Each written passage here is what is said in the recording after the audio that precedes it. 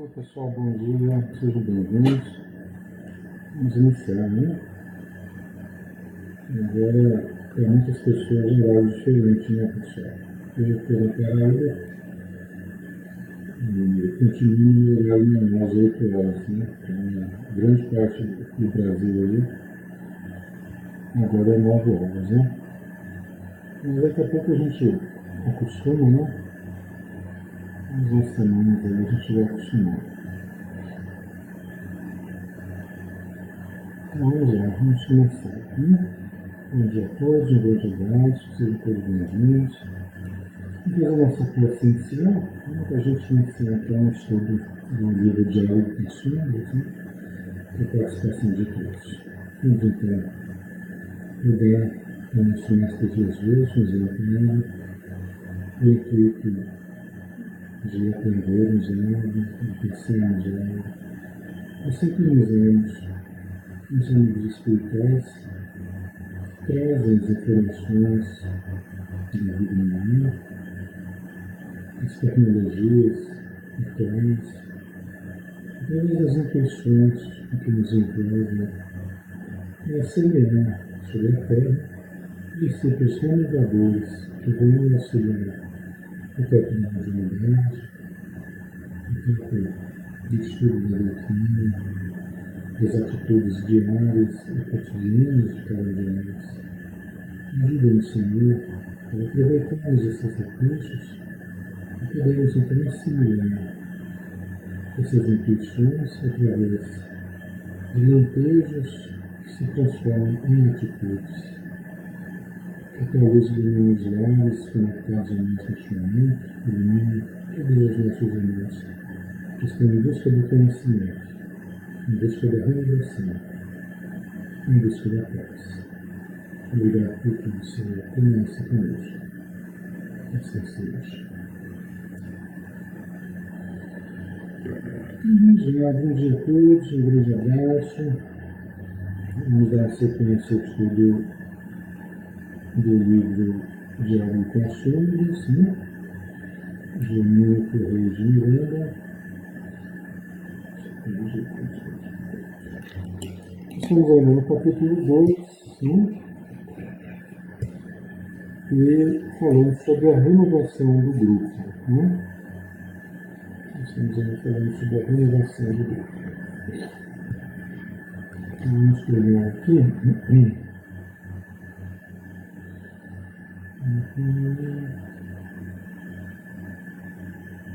Só um pouquinho aqui que eu já passo com vocês.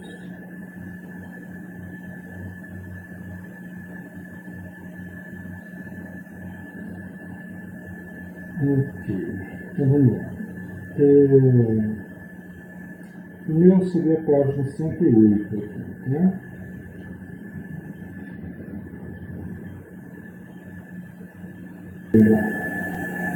Primeiro seria a página 108 aqui, né?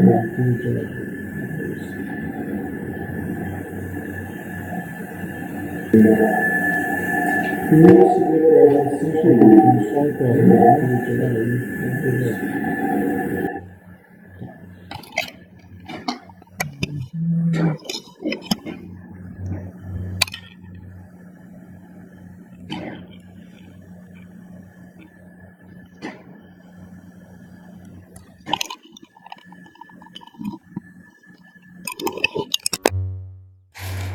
Pronto, vocês têm razão, viu? Obrigado por vocês terem falado que realmente estava desconectado aqui o microfone, tá? Vocês estão falando cheio de razão, né? Agora deve ter melhorado, né? Ok? Ainda bem que vocês falaram, ainda bem que eu vi que vocês falaram, porque senão a gente ia o estudo todo desse jeito, né? Tá bom, né? Então tá bom. Então, bom dia a todos, né? Se vocês não ouviram, bom dia a todos. Vocês não ouviram nada da prece, né? Então, mas já está feita. Então vamos lá, pessoal. falando sobre a renovação do grupo, né? O meu seria a página 108 aqui, tá? Então ele diz assim: o novo companheiro pode trazer um bom acervo de conhecimento ou de experiência e dar impulso às tarefas, revitalizando o grupo, trazendo uma contribuição construtiva, dinamizadora e eficiente. Se, porém, está mal preparado ou infestado de frustrações, ou se deseja brilhar, poderá, com sua influência, aniquilar o grupo. Tá? Vamos lá, só nesse primeiro parágrafo aqui já tem muita coisa para a gente analisar, tá, pessoal? Tá? Então vamos por partes aqui, né? Primeira coisa, quando o Hermínio Miranda diz assim: o novo companheiro pode trazer um bom acervo de conhecimento ou de experiência e dar impulso às tarefas. É verdade, até porque se nós soubermos aproveitar da chegada de pessoas qualificadas, de pessoas preparadas, de pessoas equilibradas que vêm à casa espírita, às vezes vindo de outras cidades, ou até da mesma cidade, mas de outros centros espíritas, porque resolveu, né, deixar um centro espírita e ir para um outro centro espírita. Né? Se nós soubermos aproveitar esses recursos que chegam sem criar tantos obstáculos, e aqui eu não falo assim de você sem conhecer a pessoa, sem ter, né, um mínimo de informação sobre ela ou de convivência com ela, você já introduzir na reunião mediúnica totalmente sem informações. Eu não digo fazer isso, porque isso seria uma temeridade, né? Agora, a gente vê que a pessoa mudando de cidade, às vezes a pessoa mudando de centro, ela encontra muitas dificuldades para se ajustar, via de regra, num novo grupo. Tá? Isso é o normal. Se cria muitas dificuldades para a pessoa, e às vezes uma pessoa até preparada, uma pessoa que vem com conhecimentos, com estudos que já fez, com cursos, né? E se cria muita dificuldade para a pessoa entrar, por exemplo, numa reunião mediúnica. Eu acho assim mais dificuldade do que deveria. Tá? Então é lógico que isso que o Hermínio Miranda falou é correto. Falou, ó, o novo companheiro pode trazer um bom acervo de conhecimentos ou de experiência e dar impulsos à tarefa, dar um impulso às tarefas. Ele pode sim revitalizar, né, o grupo, pode trazer um ânimo novo, até ideias novas, né, que sejam interessantes até para a melhoria dos trabalhos. Pode sim, mas isso se nós permitirmos, né, que elementos novos venham a adentrar o grupo sem tanta dificuldade. Né? É que o Hermínio Miranda, ele falava de elementos novos, mas como a gente já explicou nas semanas passadas, ele fala de elementos novos só quando alguém deixa o grupo, né? Por algum motivo, abre uma vaga, vamos dizer assim. Né? Nós tratamos um pouco diferente, né?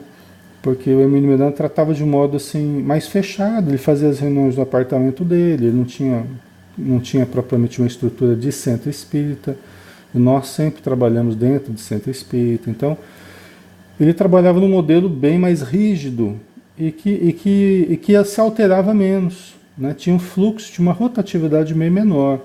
Dentro da casa espírita você acaba tendo uma rotatividade um pouco maior. Tá? É inerente à casa espírita, é necessário, inclusive, né?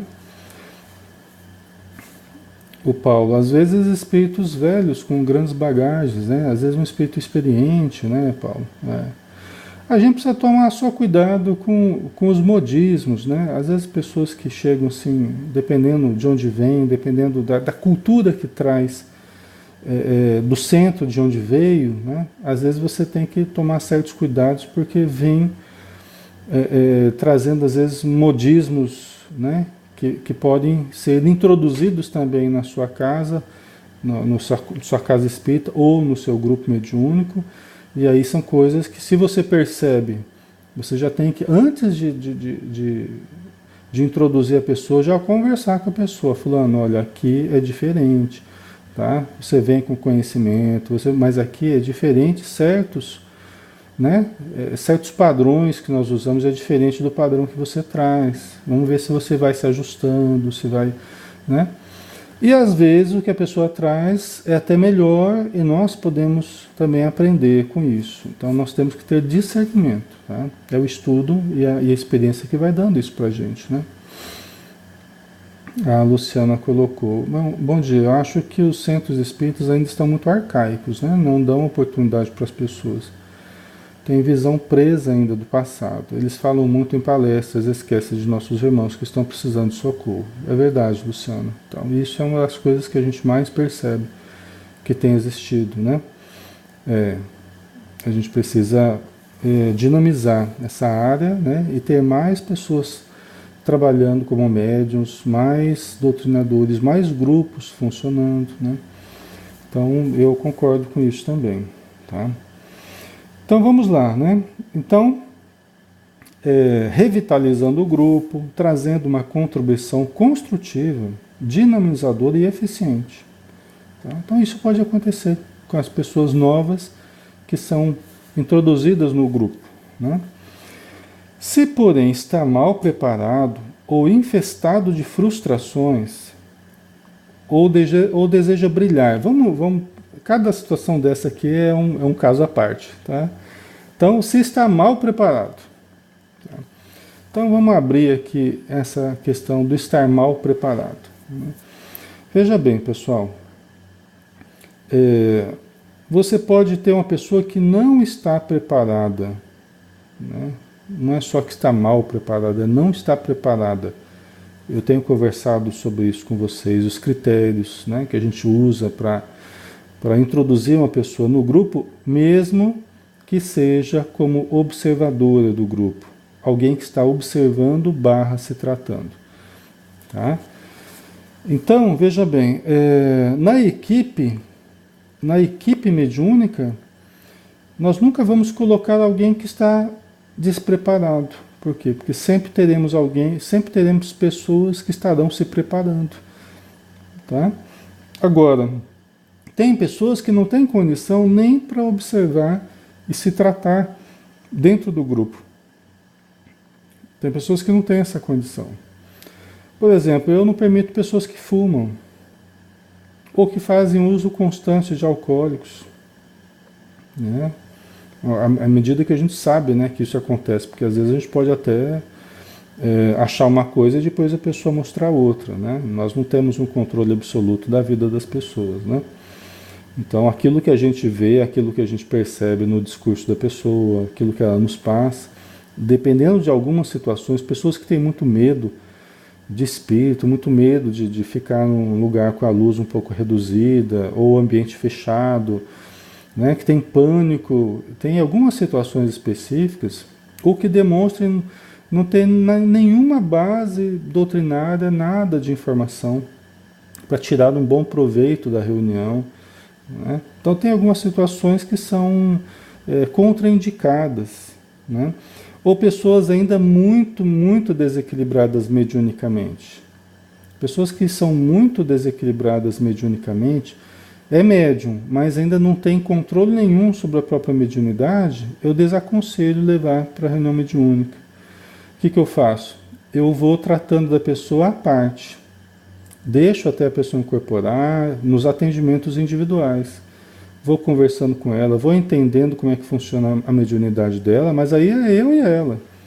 Eu não tenho problema de estar num grupo inteiro, né, que eu vou desestruturar o trabalho de um grupo por causa daquela pessoa. Vocês entendem? Então eu vou atendendo a pessoa à parte, né? Ou no próprio centro,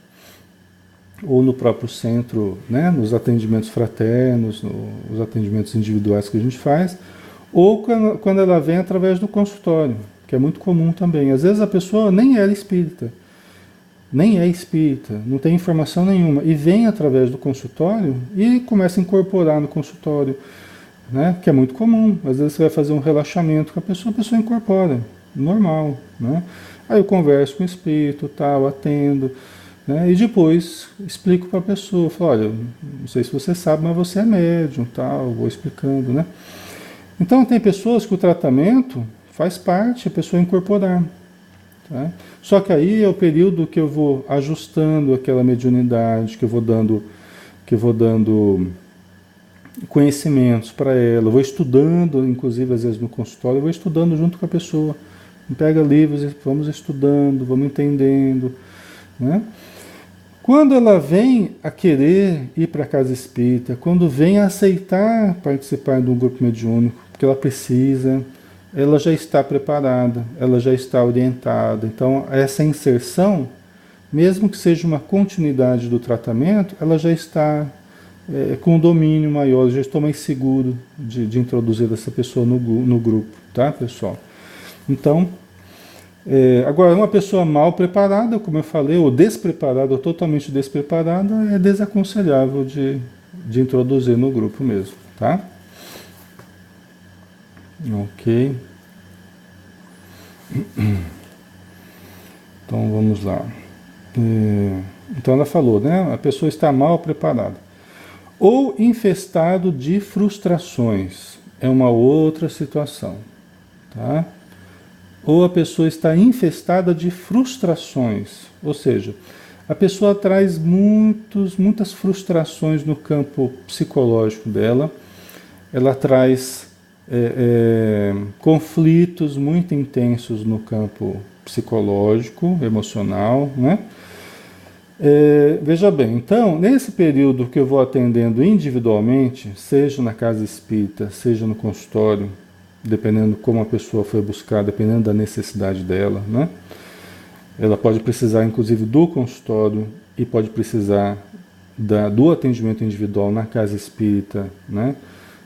Vai precisar da casa espírita também como um todo, né? Então, depende de cada caso. Mas a gente percebe, às vezes, que a pessoa traz tantos conflitos, está tão desorganizada no campo psicoemocional, ela está tão problemática no campo psicoemocional que ela pode até ser médium, pode até ter certos rudimentos de mediunidade e pode até precisar de reunião mediúnica, de ser encaminhada para a reunião mediúnica, mas ela ainda não tem condição.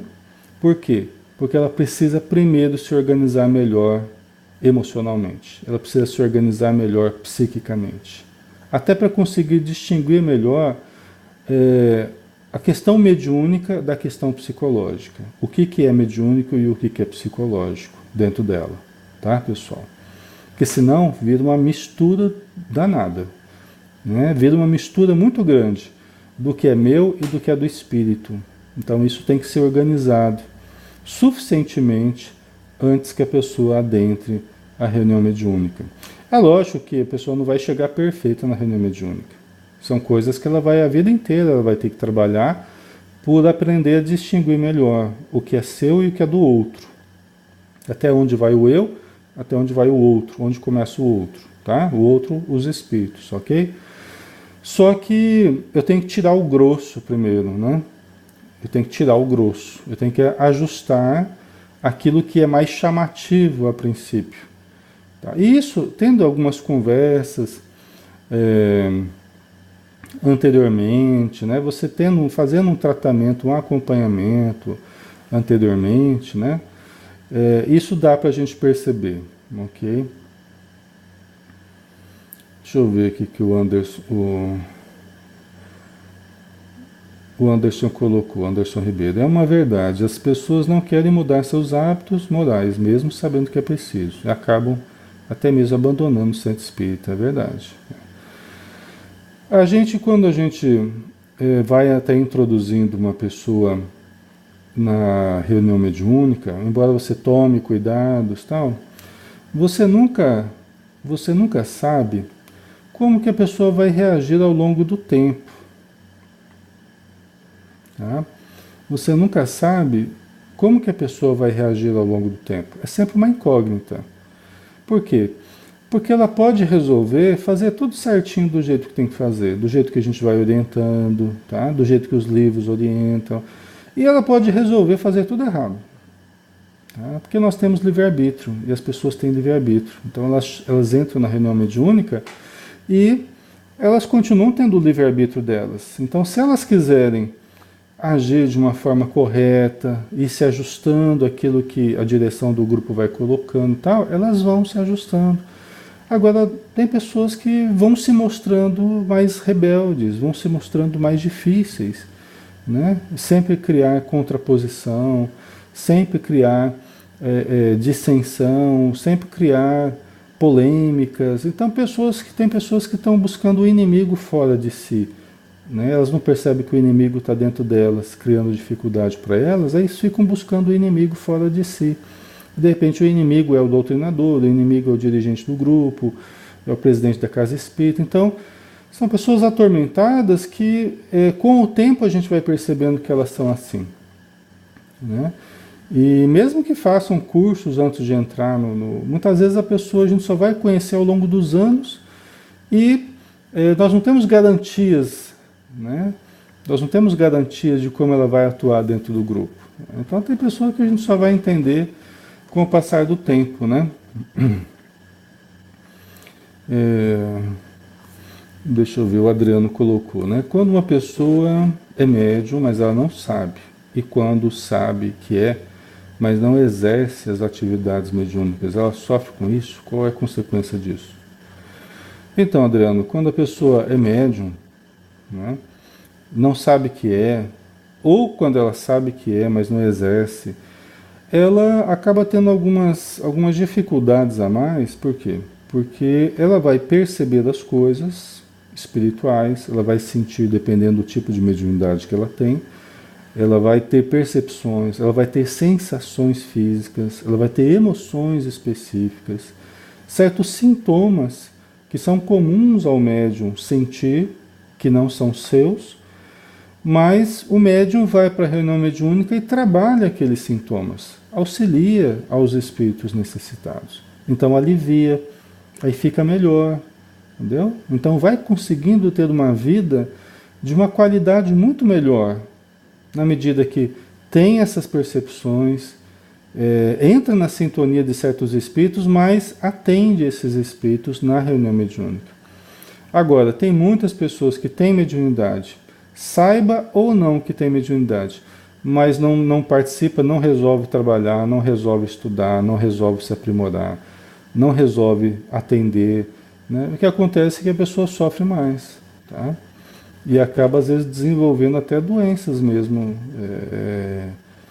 fisiologicamente falando, né? Acabam desenvolvendo doenças que não precisavam desenvolver, né? Se você tem um espírito que está doente perto de você e você não atende esse espírito, você não tem boa vontade para você se doar e atender, você vai manter aquele espírito muitas vezes indefinidamente perto de você.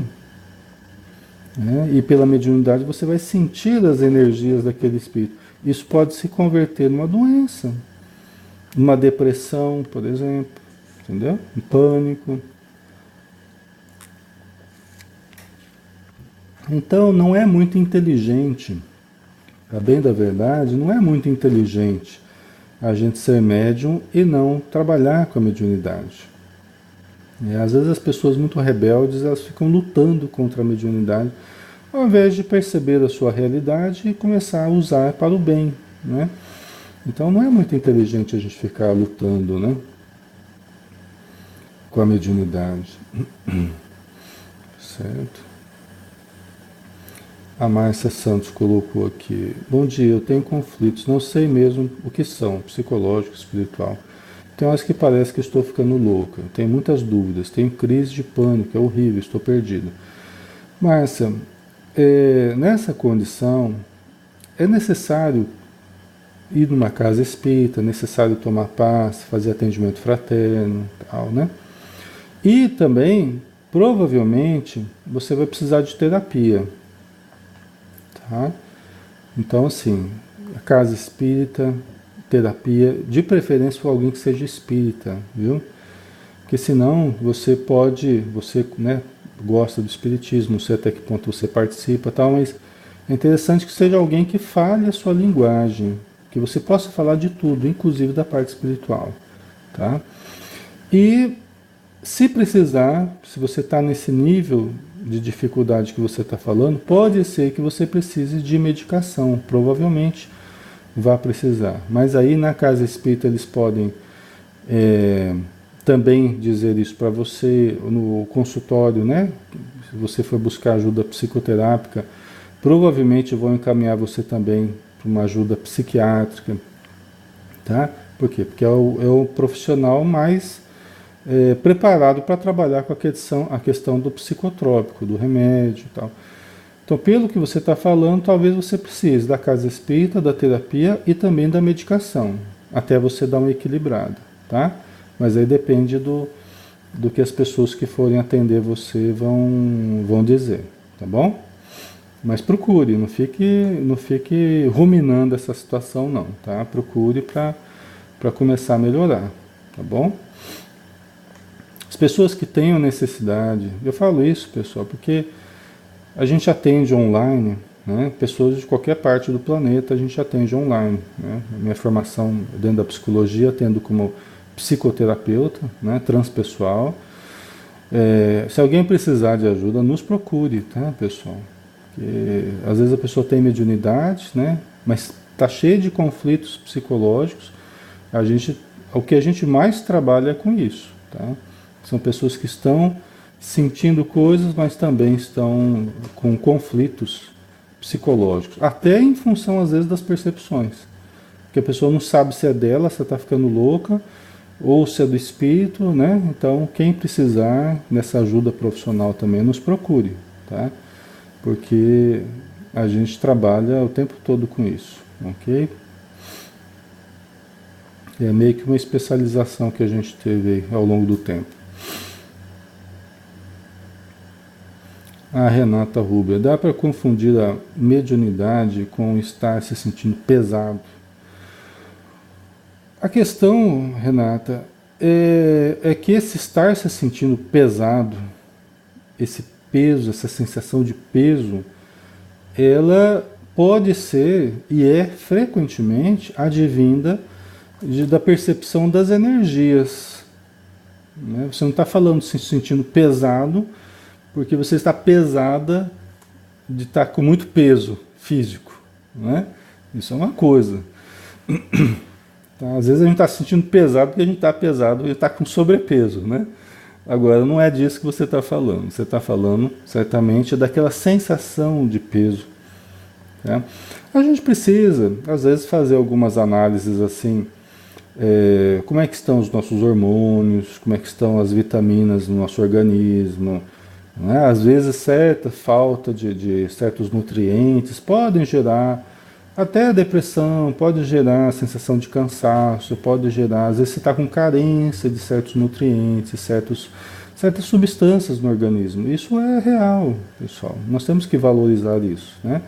Então, buscar ajuda médica, fazer exames, tal. Que a gente vai até se conhecendo melhor. Fala, puxa vida, às vezes eu estou sentindo cansaço, mas eu vi que é falta de certo nutriente no meu organismo. Eu estou percebendo que é isso. Os exames detectaram isso, né? Estou com falta de vitamina D, ou estou com falta de, né, alguma outra substância. Então isso é uma coisa. Agora, frequentemente, e se não tem essa causalidade orgânica, aí é aquela sensação da energia, né? O médium sente muitas vezes aquele peso, a cabeça pesada, né? Sente o corpo, né, pesado. Depende da energia que está captando dos espíritos, tá? Às vezes é a sensação que o médium está captando mesmo, mediunicamente, é muito comum isso, tá? Aí você atende o espírito, toma um passe, recebe ajuda e já sente mais leve, tá? Quando é de causalidade espiritual, né? A tendência é acontecer isso, tá? Ok? Então vamos aqui um pouquinho, voltando para o livro um pouco aqui, né? Então, a pessoa está infestada de frustrações. Então essas frustrações, conflitos, precisam ser conhecidos, pessoal. Precisam ser trabalhados primeiro, né, antes da pessoa adentrar o grupo mediúnico, senão realmente pode confundir as coisas. Ela pode se confundir o que é espiritual, o que é dela, né, e vai ter mais dificuldade para se ajustar ao grupo, se ajustar aos atendimentos. Tá? Aí ele coloca assim, ou se deseja brilhar, né? Então é uma outra situação, e que pode ter a ver com essas frustrações que a pessoa traz. Por quê? Porque às vezes a pessoa que traz determinadas frustrações, de não ser reconhecida, de ninguém gostar dela, né? Ela pode até ser médium e ser introduzida à reunião mediúnica, mas ela vai querer fazer da mediunidade o palco para ela obter todas aquelas satisfações advindas das frustrações que ela teve. Então ela não vai estar trabalhando para atender propriamente, ou para se ajustar, ou para se melhorar. Ela vai estar atendendo para se mostrar, para chamar a atenção para si. Seja quando dá comunicação de espírito necessitado, seja quando dá comunicação de espírito supostamente de luz, serão coisas muito chamativas, serão coisas que sairão um pouco do usual. Por quê? Porque é muito carregado de necessidade de chamar a atenção para si. Então, às vezes acontece até a pessoa que exagera nos sintomas que o espírito está manifestando. Então, se ela vai dar a comunicação, um espírito que está desencarnando, o médium quase desencarna junto com o espírito. Eu estou brincando aqui, tá, pessoal? Mas só para vocês entenderem a situação. É aquele médium que quando vai incorporar, parece que está desencarnando junto com o espírito. Falta autocontrole, falta discernimento, a pessoa exagera muito nos sintomas, no como ela expressa a comunicação, né? Você vê que há uma nítida necessidade de chamar a atenção para si, né? Para as comunicações que dá. Entendeu? É difícil, o médium tem que ter maturidade para perceber isso. Entendeu? Tem que ter maturidade que isso está ocorrendo. Então, às vezes, ele não tem essa maturidade. Justamente não tem. Então, você tem que chamar. Olha, você precisa se cuidar, precisa se conhecer melhor, precisa fazer uma terapia, né? Por quê? Porque os teus problemas pessoais, eles estão se expressando na mediunidade, entendeu? Às vezes, pessoal, aparece naquelas comunicações que nada ajuda o espírito. Absolutamente nada que o doutrinador fale ou faça, ou argumente, nada. Através daquele médium especificamente, você não consegue ajudar ninguém.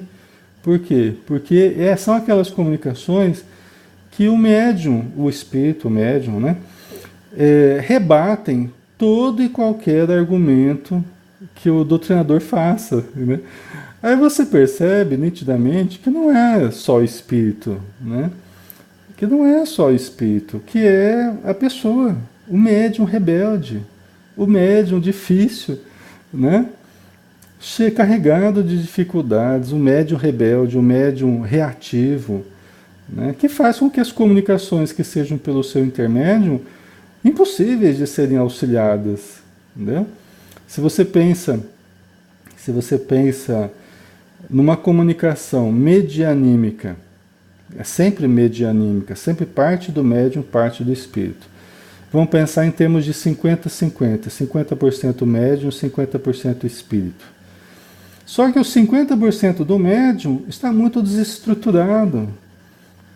Por o médium ser muito rebelde, ser muito frustrado, ser muito reativo, irritável.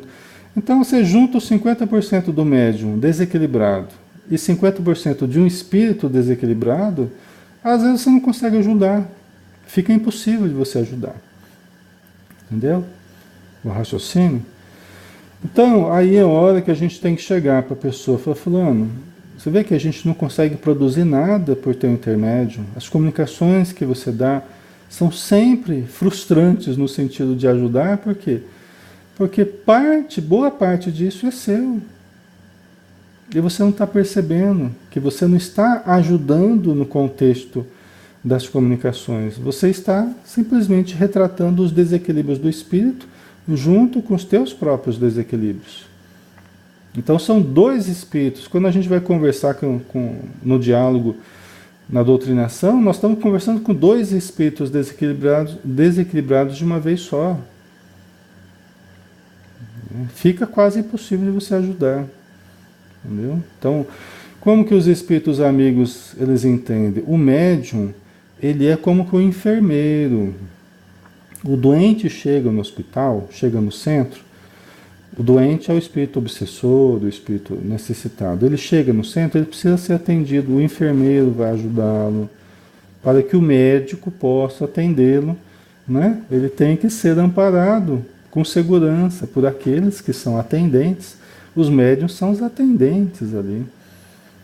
Eles precisam ajudar para que os médicos possam atuar. Então eu preciso ter noção do papel que eu estou fazendo. Se eu perder essa noção, né, eu torno improdutivas as comunicações. Entendeu? Por isso que os espíritos sempre falaram e sempre falam que os médiuns precisam se evangelizar. É por causa disso. Os médiuns precisam se aprimorar enquanto pessoa, que senão a sua mediunidade não vai ser útil. A sua mediunidade só vai retratar desequilíbrio, não vai conseguir chegar ao auxílio necessário. Tá, pessoal? Então, por isso que a gente ouve tanto falar da necessidade de evangelização do médium, porque é o que vai dar segurança e eficácia às doutrinações. Tá? E outra coisa, se o médium não perceber das suas necessidades de melhora, de autoevangelização, né, ele vai entrar muito na frequência do espírito, ele vai se identificar muito com o comunicante.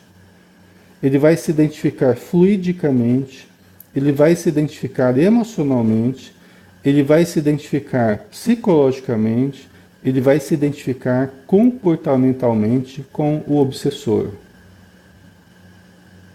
Allan Kardec chama a atenção disso.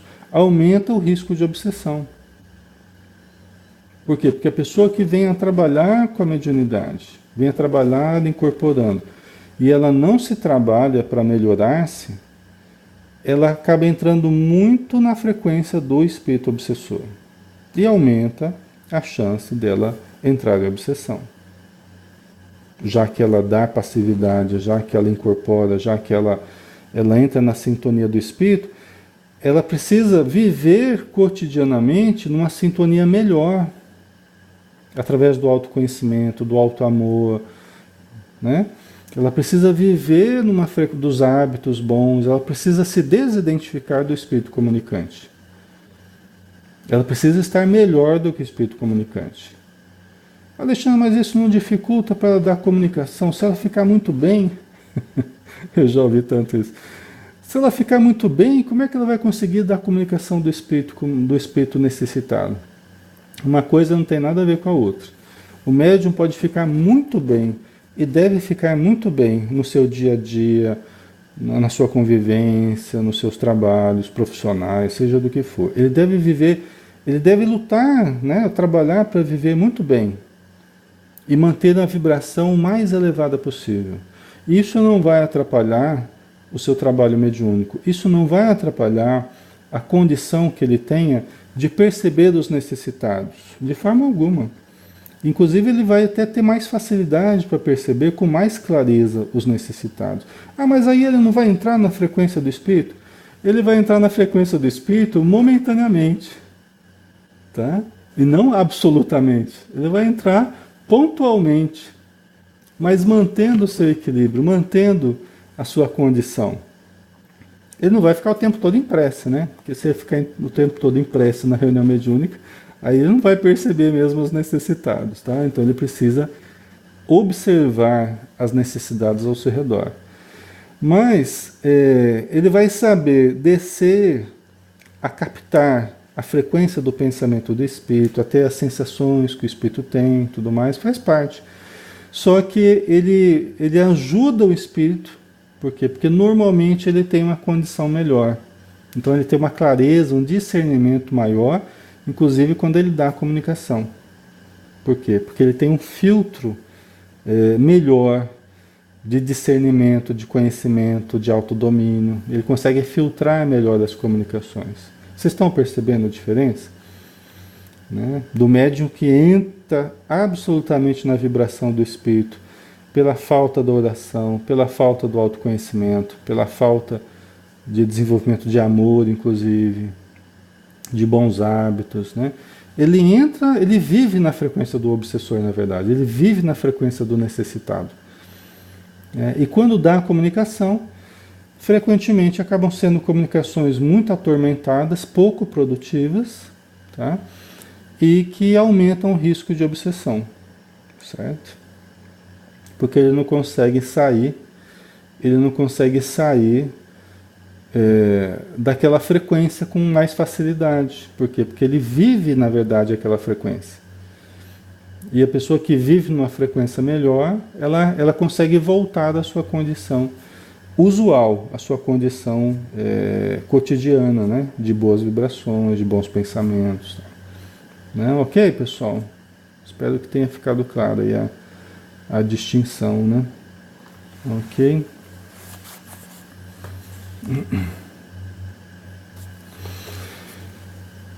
Isabel colocou, gostaria que me esclarecesse sobre o seguinte, nesse caso do médium desequilibrado, deveria ele não dar comunicações ou ausentar-se das reuniões mediúnicas?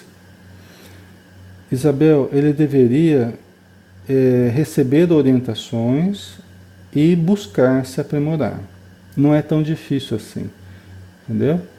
A introdução do Evangelho no lar, a introdução de leituras diárias do Evangelho e de obras doutrinárias, uso da prece com frequência, tá? Às vezes, pessoal, a necessidade da pessoa é tão grande que a gente precisa ir passando essas orientações ao mesmo tempo em que ela vai participando, em que ela vai tentando se ajustar, e ela consegue se ajustar. Ela consegue, porque ela tem boa vontade. Aí que a gente tem que analisar quais os recursos que a pessoa traz. Porque se a pessoa é humilde, né, ela pode até ser necessitada, bastante necessitada, mas ela é uma pessoa muito humilde. Então ela ouve o que a gente fala, ela procura se ajustar. E às vezes pouca coisa que ela faça já começa a dar um bom resultado, Isabel. Tá? Então tem pessoas que a gente não resolve afastando a pessoa da reunião, ausentando ela da reunião. Então não é assim. Você tem que analisar o caso a caso. Tem pessoas que se ela tiver abertura, se ela tiver humildade para rever e para aprender o que ela precisa fazer, você vai passando as orientações e a pessoa vai colocando em prática. E ela vai, através desses autocuidados, a mediunidade dela vai se equilibrando, ela consegue até trabalhar mediunicamente na reunião e vai se ajustando, entendeu? Depende muito, pessoal, da humildade que a pessoa tenha, viu? Porque os casos mais difíceis não são as pessoas que estão mais necessitadas, são as pessoas mais rebeldes, viu? São as pessoas mais orgulhosas, que não ouvem as coisas que a gente fala, elas se acham que têm muito conhecimento. Às vezes a pessoa acha, às vezes tem muito conhecimento e acha que tem mais conhecimento até do que tem e falta muito conhecimento ainda. E às vezes ela tem conhecimento e não consegue interpretar bem aquele conhecimento que ela tem. Ela não consegue usar na prática as informações, ficou meio distorcida a coisa. Esses são os casos mais difíceis, pessoal. São os casos da pessoa orgulhosa, rebelde, teimosa, né? São os casos mais difíceis. Então, pessoal, nós vamos finalizar. Eu já estou na minha hora aqui. Eu tenho que sair por questões profissionais, né? Então eu vou pedir licença para vocês, vamos fazer oração, tá? Aí a gente continua semana que vem aí o estudo, tá bom? Então vamos agora agradecer a Jesus pela oportunidade, pelas boas vibrações que recebemos, pelas boas intuições e pela presença dos amigos no plano físico e no plano espiritual. Que possamos juntos aprender a cada dia, melhorarmos a nós mesmos acima de tudo, para que a nossa convivência, nosso trabalho seja também aprimorado com o tempo. Abençoa os sofredores do plano espiritual, que possamos aprender a ajudá-los, seja dentro da casa espírita, seja fora, em qual contexto for, que possamos aprender a sermos pessoas melhores para darmos um exemplo àqueles que nos observam o tempo todo. Obrigado por tudo, Senhor. Que a tua luz permaneça conosco. Que assim seja. Ok, pessoal, um abração, tá?